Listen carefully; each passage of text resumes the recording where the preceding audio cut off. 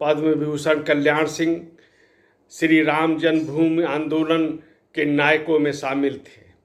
उनकी विचारधारा पूरी तरह स्पष्ट थी और उस समय अगर देश की स्थिति को आप देखें, प्रदेश की स्थिति को देखें, तो दो प्रकार की विचारधाराएं चल रही थीं। एक प्रकार की विचारधारा का प्रतिनिधित्व भारतीय जनता पार्टी कर रही थी। उसका कहना था कि मंदिर श्री राम जन्मभूमि स्थल पर ही बनना चाहिए। ये एक विचारधारा थी और इसको अपने ढंग से भारतीय जनता पार्टी ने आगे बढ़ाया। दूसरी विचारधारा जिसने अपने को सेकुलर बताया, उन्होंने इस विषय को तुष्टीकरण की और वोट बैंक की राजनीति से जोड़कर देखा। उनकी विचारधारा में ये था कि ये समस्या बनी रहे, इसका कोई समाधान न निकले, यथा स्थिति कायम रहे। एक प्रकार की वो विचारधारा थी जिसमें उस समय के भारतीय जनता पार्टी के सारे विरोधी दल शामिल थे। कल्याण सिंह का उस समय का जो नेतृत्व था राम जन्मभूमि आंदोलन का, उसको भारी जन समर्थन भी मिला। एक अलग विशेष छवि कल्याण सिंह की बनी।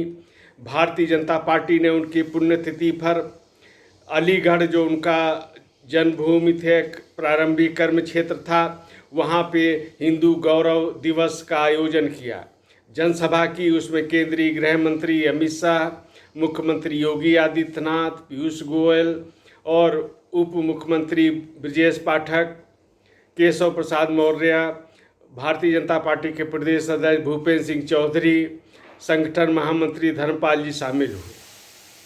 यहाँ पे कल्याण सिंह को श्रद्धा समूह अर्पित किए गए। अमित शाह ने बताया कि कल्याण सिंह जब मुख्यमंत्री बने तो उनके जो विचारधारा थी, उनकी जो कार्य योजना थी, वो पूरी तरह स्पष्ट थी।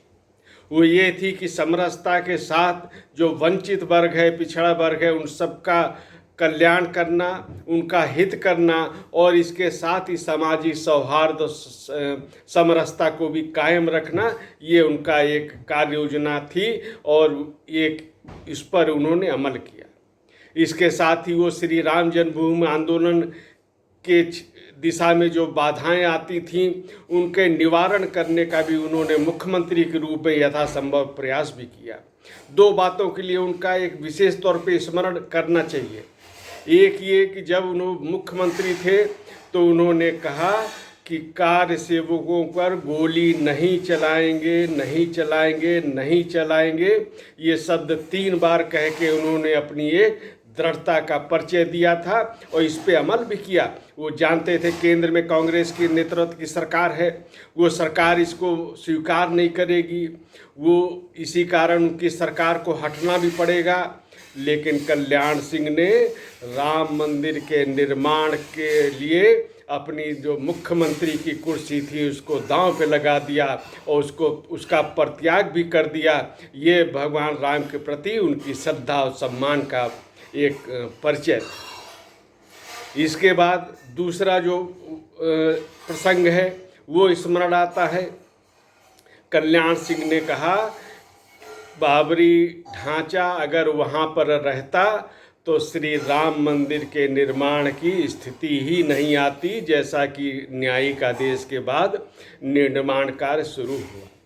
कल्याण सिंह ने अपने जीवन काल में श्री राम मंदिर निर्माण का शिलान्यास देखा। वो भाव विभोर करने वाला क्षण था उनके लिए और उन्होंने कहा कि अब मैं जीवन की अंतिम सांसें पूरे संतोष के साथ ले सकूंगा क्योंकि श्री राम जन्मभूमि आंदोलन का निर्माण कार्य शुरू हो चुका है। और केवल इतने नहीं, मुख्यमंत्री के रूप में उन्होंने सुशासन की स्थापना की। योगी आदित्यनाथ ने भी कहा कि जो दीनदयाल उपाध्याय जी की प्रेरणा थी, अंत्योदय और एकात्म मानववाद, इस पे उन्होंने अमल किया। मुख्यमंत्री के रूप में एक सुशासन की स्थापना का एक संदेश भी दिया। उत्तर प्रदेश में उनका जो 16 महीने का शासन था, बाद में कुछ महीने के लिए और भी मुख्यमंत्री बने, लेकिन उन्होंने कभी भी गलत कार्यों में समझौता नहीं किया और जनहित के कार्यों में लगे रहे। कानून व्यवस्था भी उनके समय में बहुत बेहतर रही थी। ये एक उनका सुशासन के प्रति भी उनकी प्रतिबद्धता थी। योगी आदित्यनाथ ने कहा कि एक जिला एक उत्पाद योजना में अलीगढ़ को शामिल किया गया है। वहाँ के ताले जो हैं वो वैश्विक स्तर पर अब उनकी पहचान बन रही है। डिफेंस कॉरिडोर के रूप में भी अलीगढ़ का चयन किया गया है और अच्छा उत्पाद वहाँ पे होंगे।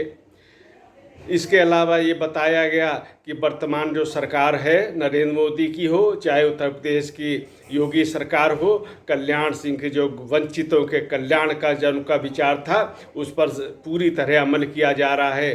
कि नरेंद्र मोदी सरकार ने राष्ट्रीय पिछड़ा वर्ग आयोग को संवैधानिक मान्यता दी, नीट परीक्षा, नवोदय विद्यालय, सैनिक स्कूलों में पिछड़ों के लिए आरक्षण की व्यवस्था की गई, पिछड़े वर्ग के उद्यमियों के लिए पेंशन फंड की स्थापना की गई। इसके अलावा जितने भी कल्याणकारी कार्य हैं वो जो अंत्योदय के अंतर्गत आते हैं, चाहे गरीबों का आवास हो, शौचालय हो, निर्माण कार्य हो, आयुष्मान योजना हो, हर घर पेयजल की व्यवस्था हो, ऐसी तमाम योजनाएं जो हैं ये अंत्योदय के अंतर्गत चलाई जा रही हैं। इसके अलावा वो कल्याण सिंह जी हमेशा एकात्म मानववाद के विचार पर भी अमल करते थे, उनके प्रति उनकी विचारधारा को लेकर आगे बढ़ते थे। तो इस तरह उनको श्रद्धा सुमन अर्पित किए गए और उनको एक प्रकार से हिंदू गौरव के रूप में उनका स्मरण किया गया।